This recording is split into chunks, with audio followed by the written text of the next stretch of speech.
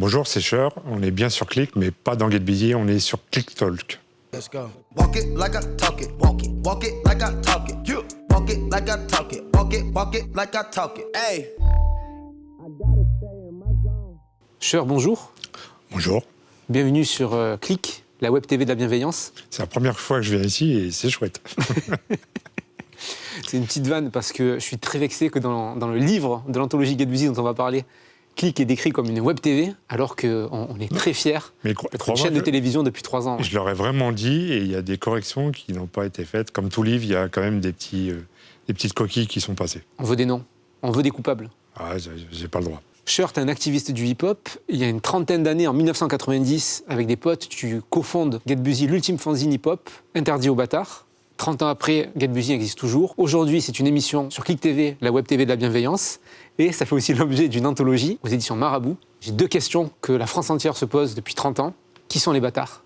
Il faut replacer l'époque. En 90, on était jeunes, on était un peu fougueux, un peu tête de con. Et donc voilà, donc les bâtards, c'était tous les gens qui cherchaient à nuire au hip-hop, à récupérer le hip-hop. C'était un peu ça, c'était un peu la justice, la police. C'est ce que je dis dans le livre, si on aurait pu mettre les impôts si on en avait payé à l'époque. Aujourd'hui, c'est qui les bâtards alors ? J'en sais rien, ouais. Il y en a tellement. Il y en a tellement. J'espère que c'est les impôts. On devrait mettre interdit aux bâtards, 2 petits points, puis les gens remplissent eux-mêmes, tu sais, les cases. De toute façon, j'ai envie de te dire, t'es toujours le bâtard de quelqu'un. C'est vrai. Voilà. La deuxième question que tout le monde se pose et que moi je me suis posée depuis 20 ans, c'est pourquoi on est censé prononcer ton nom Cher alors qu'il s'écrit Céar. Alors là, non, c'est écrit Cyr, si tu veux être précis. Parce que Céar, c'est le rappeur. Céar lui-même. Et je crois qu'il y en a même 2. Il y en a un autre, Céar le vrai, Cyr le vrai. Enfin bon. Et non, ça vient du tag. Et puis après, les prononciations de l'anglais dans le 93 sont approximatives à l'époque. Il paraît qu'il y en a qui t'appellent aussi Serge. Ouais. Mais est-ce que tu peux me dire quel est l'acronyme ? Parce qu'il y a une tradition du hip-hop aussi. C'était que les lettres d'un nom servent d'acronyme à un slogan derrière. Alors, je ne sais pas si c'était une tradition absolue, mais bon, il a fallu s'amuser à trouver des significations initiales comme ça. Et donc, comme ça allait bien avec ce qu'on écrivait à l'époque, ce que j'écrivais. Donc, c'était signataire éternel d'articles radicaux. Mais bon, c'est les grands trucs grandiloquents, un peu branlettes pour rien, quoi. Mais qui sont amusants aujourd'hui à regarder, à revoir avec le recul. Le livre répare une injustice, c'était que depuis des décennies, c'était impossible de trouver des archives de Get Busy, que ce soit le fanzine, le magazine, et toutes ces diverses itérations. Alors écoute, pour les archives, tout simplement, c'est que même nous, on ne les avait pas, les archives. C'est-à-dire, il nous restait quelques magazines, et encore pas tous.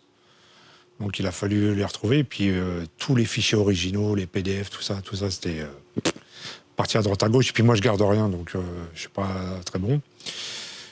Donc, c'est effectivement, le livre, il a été fait en 3-4 mois, même pas, tu vois. Depuis quelques saisons, avec Musul et l'équipe de Get Busy, donc vous animez, on est complètement dans l'autopromo, j'assume complètement. Vous animez l'émission Get Busy Click sur notre chaîne de télé.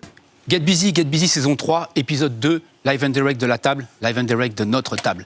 Un Get Busy peint à la craie pastel par celui qui s'est déjà fait passer pour Marc Harris pour rentrer gratuitement à la piscine. Cher, comment ça va ? Je suis désolé de celle-là.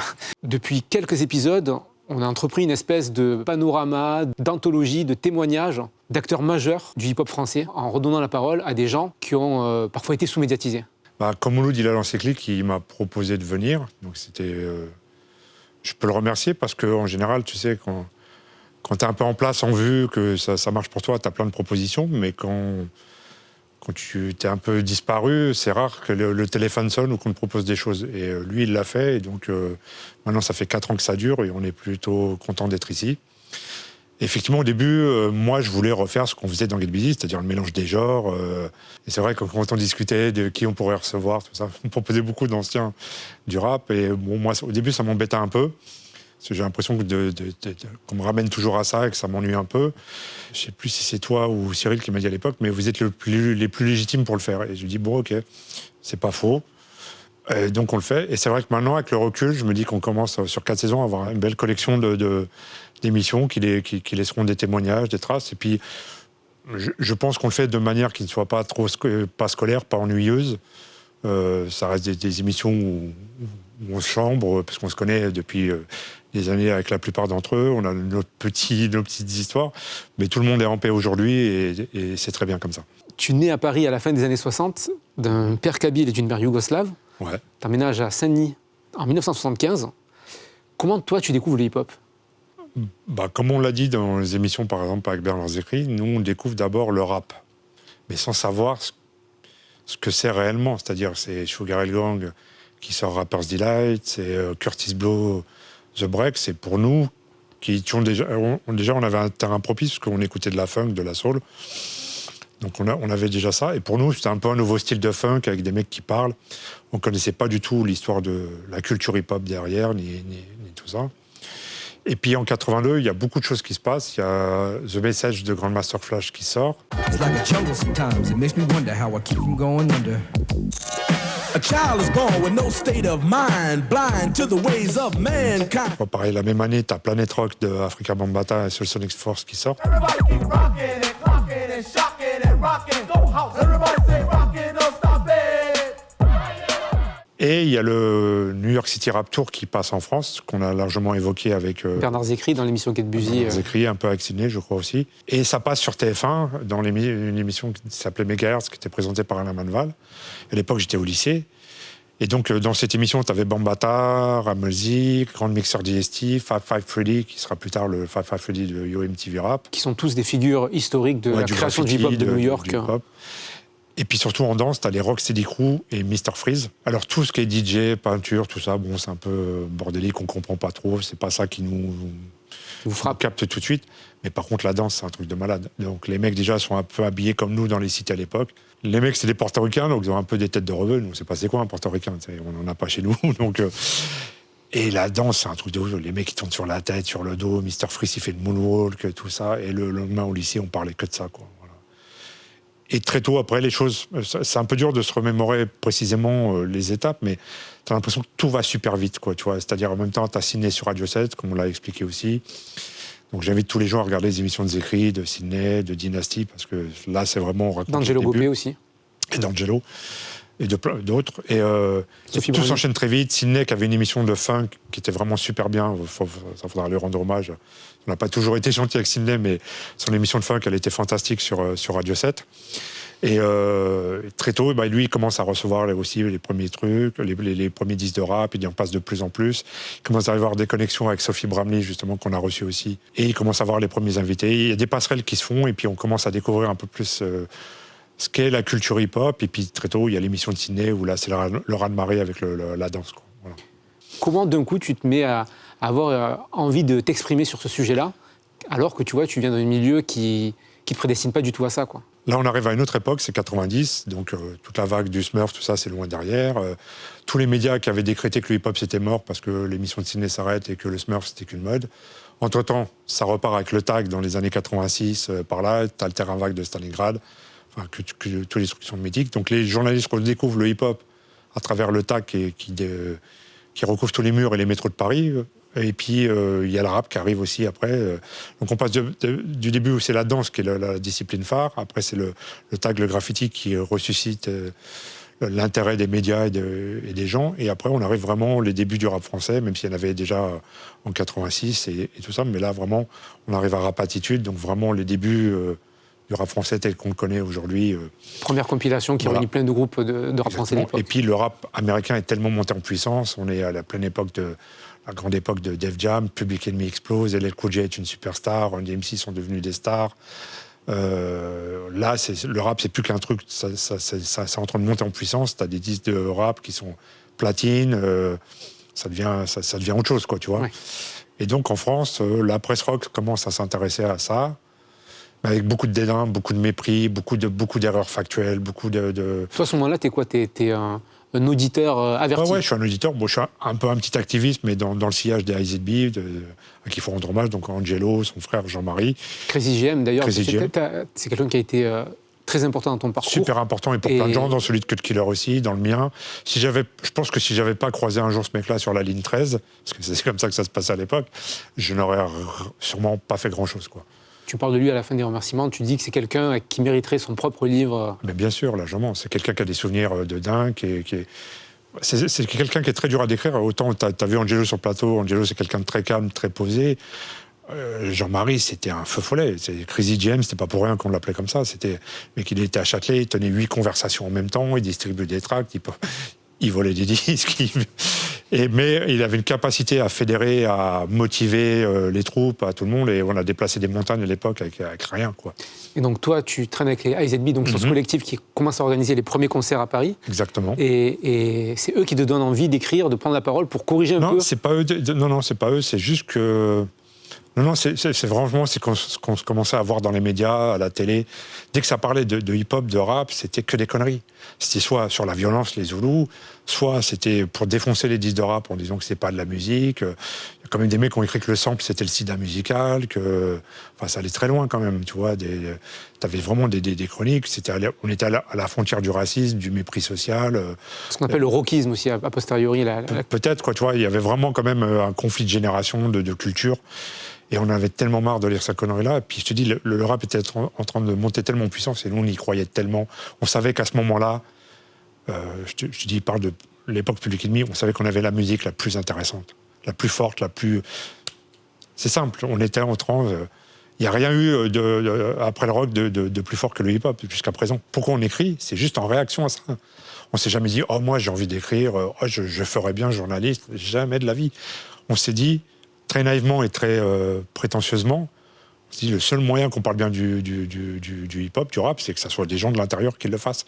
Et on est parti avec cette idée naïve, on ne connaissait rien à la mise en page, à comment on fait un journal. Voilà. Et puis à l'époque, c'est ce que je dis dans le bouquin, que je répète, et qui paraît presque incompréhensible pour les gens d'aujourd'hui. On parle d'une époque, il n'y a pas de téléphone portable, il n'y a pas Internet.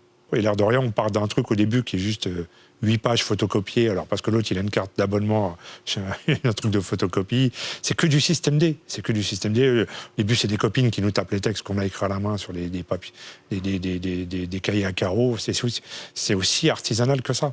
Mais quand tu regardes au fil du truc, le dernier numéro du fanzine, je parle du fanzine, c'est quand même papier glacé, couverture couleur, et ça ressemble à quelque chose pour l'époque, en tout cas.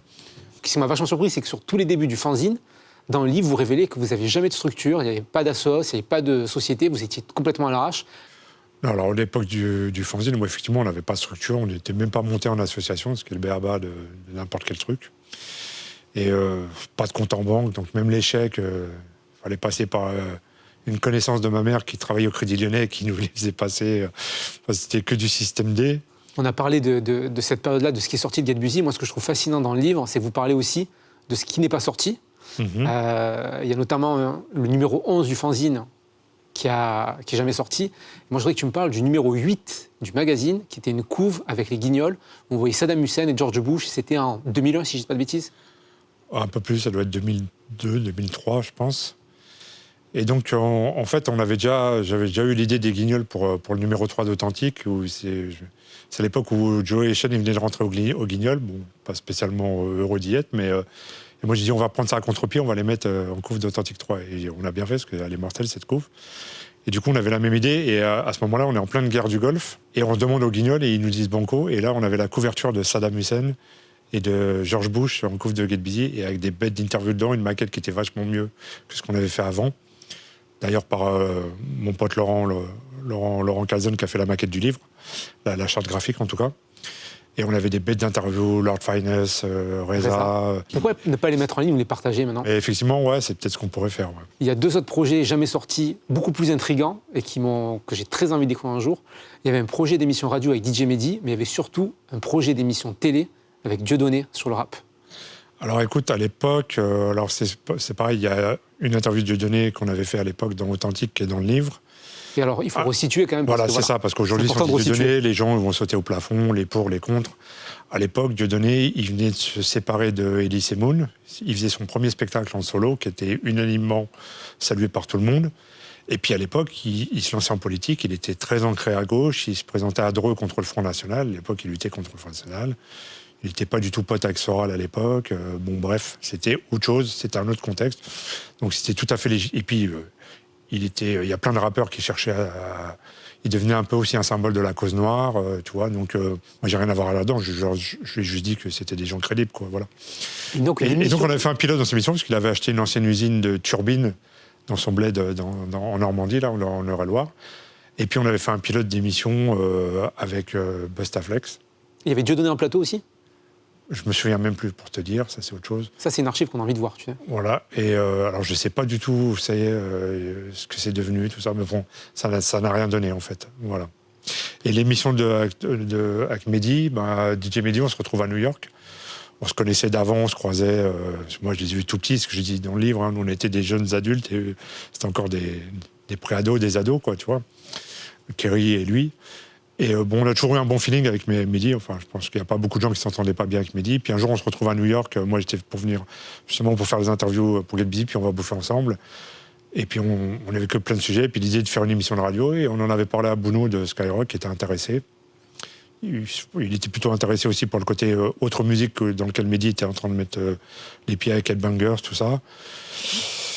Puis le jour du rendez-vous avec Bouno, en fait, on s'est auto-saboté. Je pense que on n'avait pas envie de le faire complètement, quoi, tu vois. Il y a un truc que je trouve hyper bien dans le livre, c'est qu'il y a plein de QR codes et de playlists, à la fois musicales et vidéo, qui sont un peu comme des bonus très très bien faits sur tous les sujets que vous évoquez. Dans la playlist principale du livre, il n'y a quasiment aucun morceau de rap, et il n'y a pas de morceau français. Ouais. Tu sais, quand il a fallu faire une playlist, le lundi, j'aurais pu te faire une playlist, le mardi, une autre complètement différente. C'est très dur, j'ai des morceaux vraiment cultes. Et après, je me dis, si je commence à mettre du rap, j'en ai 3 à mettre, ça va être trop dur de choisir. Moi, j'ai toujours beaucoup de mal à choisir, à trancher, donc ça, c'est un truc, un défaut que j'ai. Et après, très honnêtement, la musique que j'écoute vraiment le plus, c'est qui reste intemporelle pour moi, dont je me fatigue jamais, c'est la soul et la funk. Il y a des trucs de rap que j'ai adoré, on parlait de Public Enemy, mais aujourd'hui, j'ai plus de mal à les écouter. Des trucs de James Brown, de Curtis Mayfield, de Marvin Gaye, je les ai écoutés et je les écouterai encore 1 milliard de fois. Donc voilà. Par contre, j'ai placé pas mal d'électro-hip-hop dedans parce que je trouvais que c'est une musique qui était un peu oubliée, alors que c'est quand même la musique du début du hip-hop, quoi. À la base, tu voulais pas faire ce livre? Je voulais pas parce que c'est comme je t'ai dit pour Click au début, quand vous nous proposiez que des anciens et tout ça, pour moi, ce qui est fait n'est pas à refaire. Donc voilà, donc j'étais pas dans cette optique. Moi, je suis content de ce qu'on a fait. J'ai conscience que ça a marqué des gens et c'est toujours gratifiant. Mais pour moi, alors déjà, même ce qu'on a fait qui a marqué les gens, pour moi, c'est pas toujours relié à des bons souvenirs à titre personnel, parce que des fois, c'était des périodes de ma vie qui ont été dures, compliquées. Et puis moi, ce qui m'excite vraiment, c'est aujourd'hui et demain, qu'est-ce que je peux faire encore? Ce qui est fait est fait. On ne reviendra pas dessus. Voilà, c'est culte pour certaines personnes. Ça a marqué les gens et c'est super. Mais voilà, qu'est-ce qu'on fait aujourd'hui? Qu'est-ce qu'on peut faire demain qui m'excite, qui m'intéresse, qui m'apprend des choses encore? C'est pour ça que quand je dis que j'ai voulu sortir assez vite des interviews de rappeurs, parce que j'avais besoin intellectuellement, moi aussi, de m'enrichir, d'apprendre des choses. Je ne dis pas que j'apprends pas des choses avec les rappeurs, mais bon, c'est un peu toujours la même chose, quelque part. Donc j'avais besoin de ça. Et donc le bouquin, ressortir les archives, sachant qu'en plus, la plupart, je ne les avais pas. Et puis finalement, ça s'est quand même mis en place. Et puis, je me dis, toute la période magazine et tout ça, où on a pris vraiment un virage société, je pense qu'il y a plein de gens du rap qui ont décroché, qui sont passés à côté. Et une fois, j'ai un lecteur qui m'a dit un truc très, très juste. Il m'a dit, quand tu as 16 ans, ou 18 piges, une interview de Vergès, ça ne peut pas rivaliser avec une interview de Cypress Hill. Quand tu as 40 ans, c'est l'inverse. Et en relisant tous les trucs, en regardant tout ce qu'on avait fait, je me dis, putain, on a quand même fait des putains d'interviews. Et je pense que le bouquin les réhabilite aussi, quoi. Ça, c'est une bonne chose. On l'a pas assez dit, c'est une anthologie, donc ça regroupe tous les sujets qui ont été évoqués par Get Busy, et la couverture est bien représentative, c'est que tu as à la fois à peu près 20% de rap, 20% de société, du sport, avec des footballeurs, du porno. Du social, de la politique, du banditisme. Un peu. Mais c'est pas juste pour faire du sensationnel, non, c'est vraiment... Il y a toujours une dimension... Parce que chaque truc te raconte quelque chose de la société, quelque part. Tu vois, c'est pareil, pour enlever les polémiques, les gens qui disaient, oui, les couves de Get Busy, dedans, il y a des interviews de porno, mais bon, on t'a jamais mis des images de cul, on t'a pas mis un DVD de porno sous cellophane avec le truc, c'est pas ça. Mais c'est l'envers du décor. Et tu te rends compte que dans le porno, c'est comme dans le reste de la société. Il y a du racisme, il y a de l'inégalité, il y a des choses comme ça. Bon, c'est pas pour justifier, hein. On a mis du porno parce qu'on en regardait aussi, on n'avait pas de tabou là-dessus. On pouvait aller partout où on allait. Et puis, les gens qui ont dit oui, mais quand même, si ma petite sœur... les trucs de rap aujourd'hui sont... Regarde les trucs de rap, ce que ça raconte dedans. Nous, on est soft à côté, en vérité. Mais passons. Donc, on voulait s'intéresser à tout. Pareil, Je trouve que la criminalité, la mafia, le truc, ça te raconte aussi beaucoup de choses sur la société. Il y a toujours des connexions avec le politique, avec le... En fait, on s'interdisait rien et on trouvait de l'intérêt dans tout. Et je pense qu'on a réussi à rendre intéressant plein de choses aussi. On espérait, en tout cas, pour des gens qui n'auraient peut-être pas été vers ça avec d'autres magazines. Il y a une formule que vous avez, toi et Grégory Proch. Toi, tu dis que c'est le magazine le plus hip-hop, mais sans qu'il parle vraiment de hip-hop. Et lui, il dit que la société s'est tellement penchée sur le hip-hop, c'était un juste retour des choses que le hip-hop se penche à son tour sur la société. Exactement. Alors pourquoi on prend ce virage-là aussi? C'est parce que quand on arrive déjà dans les années 2000, le rap, il est déjà en train de gagner. C'est-à-dire cette musique que tout le monde méprisait, c'est bon, c'est en train de devenir la musique déjà prédominante numéro 1. Elle inspire la mode, elle inspire la publicité, elle oriente même d'autres musiques, c'est-à-dire d'autres musiques s'inspirent de la façon de faire la musique du rap, avec le sampling. Aujourd'hui, on arrive à la pop urbaine, bon, qui est une dénomination un peu fourre-tout pour moi, mais bon, ça vient de tout ça, quoi qu'il arrive. Donc le hip-hop est en train de gagner. Et nous, notre discours, c'est de dire, bah, voilà, c'est bon, maintenant, il y a d'autres gens qui parleront que de rap, t'as des blogs qui se développent, t'as des sites, t'as tout ça. Nous, on peut amener ça ailleurs. Nous, on est hip-hop, on peut aller partout et parler de tout. On ne s'interdit aucun sujet. Et chez Click et chez Click TV, je pense qu'on est aussi héritier de cette mentalité-là. En tout cas, c'est la ligne qu'on essaye de suivre. Sur Click TV, tu animes Get Busy Click avec Musul. J'ai appris dans ce livre que Musul t'avait envoyé un message qu'il qualifie lui-même de complètement débile, un mail complètement débile, et que c'était suite à ça que vous étiez connus. Qu'est-ce qu'il raconte dans ce mail? En fait, tu sais, il y a eu 1001 tentatives de relancer Get Busy qui ont avorté. Et puis lui, une fois, il a entendu parler de ça. Et puis, qui était un lecteur assidu. Oui. Voilà, qui était un lecteur de l'époque du fanzine. Et puis, donc, il m'a écrit des mails. Bon, comme souvent, je ne calcule pas les mails. Je n'ai pas répondu. Puis à la fin, il m'écrivait des conneries. Il me disait, tu ne peux pas me refuser, j'ai une maladie orpheline, je vais mourir. Tu es obligé de me prendre. Et tout ça, et ça m'a fait rire. Et puis, on s'est contacté, on s'est vu... On s'est vu à une terrasse d'un café, comme ça on a discuté. Bon, ça n'a rien donné parce qu'il n'y a rien qui est sorti derrière. Est-ce que tu avais vraiment peur qu'il ait une maladie orpheline quand tu l'as vu? Non, bien sûr que non. En même temps, j'en avais rien à foutre. Mais ça m'avait fait rire. Non, puis bon, de toute façon, Musul est marrant. Et il y a un truc qu'il faut préciser quand même dans Get Busy, on est tous des autodidactes, tous des iconoclastes un peu. Il n'y a aucun de nous qui a fait une école de journalisme. Et les attributs d'un mec de Get Busy, c'est quand même un peu cultivé, un peu tête de con et drôle. Et moi, je ne peux pas travailler avec des gens que j'apprécie pas et qui me font pas rire. Donc, tous les gens que j'ai eu avec moi dans Get Busy, je trouve des mecs qui ont s'est tapé des barres de rire. Et c'est ce qu'on essaie d'expliquer un peu dans le bouquin. Get Busy, c'est toujours une espèce de gros bordel. On n'a jamais été des collègues. C'est pas nous, tu viens au bureau de 9h à 5h et salut. Nous, on va bouffer ensemble. Enfin, des collègues le font aussi, mais nous, ça a toujours été une bande, quoi, en fait. Une clique. Voilà, exactement, une clique. Le ton de Get Busy, ça a toujours été l'impertinence, l'irrévérence, et tout en étant très cultivé. Depuis que tu es chez Click, moi, il y a 2 moments où je t'ai vu baisser ce masque-là. C'est une fois quand on a reçu Sydney, où tu as eu un moment de sincérité que moi j'ai trouvé très touchant. C'est quand tu as expliqué comment toi, tu avais pu aimer cette musique et comment tu avais pu le sentir trahi par l'image qu'il avait donnée. Et ensuite, quand on a reçu Dynasty, quand tu lui as fait une grande déclaration de respect, d'estime pour tout ce qu'il avait pu apporter à la fois à cette musique et à toi. Et à moi. C'est là où on s'est rendu compte que tu étais un grand romantique, un éternel adolescent. Je ne vais pas te sortir les grandes phrases, mais c'est quoi un cynique? C'est un utopiste qui a perdu ses illusions. Il y a un peu de ça. Donc nous, il y a un peu de cynisme, mais on a toujours été vrai. C'est-à-dire que si j'aime, j'aime vraiment. Si je t'aime pas, je t'aime pas. Mais il n'y a pas d'entre-deux. Même si maintenant, bon, je suis trop vieux pour détester. Et puis dans l'absolu, c'est ce que je t'ai expliqué une fois. Tu sais, il y a très peu de gens que j'aime, mais ça me permet de les aimer vraiment bien, je pense. Il y a vraiment encore moins de gens que je déteste vraiment. Il faut vraiment m'avoir fait quelque chose. Et au milieu, t'as plein de gens dont j'en ai rien à foutre et qui pensent peut-être être assez importants pour être dans l'une ou l'autre catégorie. Mais je pense que c'est tout le monde comme ça. Pour revenir à Sydney, ça va me permettre de répondre un peu, parce que j'ai vu des commentaires sur YouTube, mais pour qui ils se prend s'attaquer à Sydney? Tu parles des gens, ils te racontent tous comme s'ils avaient connu Sydney dans l'émission alors qu'ils n'étaient même pas nés. Il y a eu une période où effectivement Sydney, après, est parti dans autre chose. Le mouvement a continué en repartant de très bas. Et c'est une réalité. Sydney, au Globo, s'est fait siffler, s'est fait clasher par Lionel D. Ça lui est arrivé au Fêtes et Efforts, il s'est fait clasher par Johnny Go Destroyman. Il y a eu une période où il était persona non grata.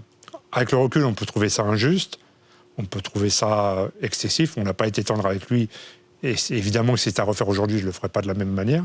Mais c'est une réalité, c'est l'histoire, que ça vous plaise ou pas. Sydney fait partie intégrante de cette histoire. Comme je te dis, moi, j'étais un assidu de... C'est pour ça, tu ne peux jamais être déçu par des gens dont on n'a rien à foutre.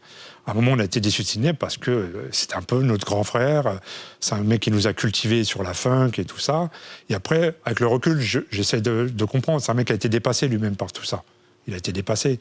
C'est-à-dire, après, les médias ont calqué ce que devait être le hip-hop sur sa personnalité à lui, qui est comme ça avenante, qui aime bien faire le spectacle. Et nous, à un moment, on se retrouvait plus là-dedans, quoi, tu vois. Mais lui, je pense que, t'imagines le raz-de-marée que ça a été cette émission, je pense que même lui, il a été complètement dépassé par tout ça, quoi. Il y a un hasard du calendrier qui fait que le livre de Get Busy sort une semaine avant le biopic sur l'histoire des NTM. Tu as été très proche. Tu sais, nous, le livre, tu connais un peu la jeunesse, parce que c'est un peu grâce à toi que le livre existe, indirectement. Nous, on n'avait pas du tout de date de sortie à l'avance. Et on ne connaissait pas la date de sortie du biopic d'NTM. Donc, il ne faut surtout pas croire qu'on a fait tout pour être vraiment pas du tout. Et à la limite, c'est même presque gênant. Mais bon. À la fin de chaque émission de Get Busy, il y a Musul qui a coutume de signer en disant de défaite en défaite jusqu'à la victoire. J'ai l'impression que ça commence à y ressembler à une victoire, là. J'ai manqué de constance, mais j'ai toujours été persistant. Et c'est l'histoire de Get Busy, c'est un peu ça. C'est-à-dire, c'est comme ça. C'est un phénix. Mais ça a commencé là et c'est toujours là. Et je pense que ce qui compte, c'est ça. C'est comme on dit, c'est à la fin du bal qu'on paye les musiciens. Et ce que je dis normalement, c'est vrai que j'aurais dû disparaître complètement. Alors aujourd'hui, c'est pas moi qui donne le là du rap français. J'ai rien à voir là-dedans. J'ai aucune influence. T'as des gens comme aujourd'hui vous, je ne sais rien, Bouscapé ou d'autres qui sont beaucoup plus influents que moi. Et moi, j'ai aucune prétention par rapport à ça. Mais je suis toujours là. Et je pense que ce qu'on fait aujourd'hui est toujours de qualité. Et ça, c'est le principal pour moi. Je peux regarder en arrière, je me dis, même si on a raté des occasions, même si on a raté du business, même si on a raté ça, on n'a jamais fait de la merde. Et ça, c'est une fierté. Tout le monde peut le constater en lisant l'anthologie Get Busy qui est disponible dès à présent aux éditions Marabout. Cher, merci. Merci à toi. C'est un honneur de t'avoir reçu et c'est un honneur de travailler avec toi et toute l'équipe de Get Busy chez Click. Ah, merci à vous tous. On est toujours très bien ici. La web télé, la bienveillance. Un Click, belle personne. Anthony, belle personne. Molo Dachor, belle personne. Cœur avec les doigts. Moi sur le cœur. Let's go. Walk it like I talk it. Walk it like I talk it. Walk it like I talk it. Walk it like I talk it. Hey.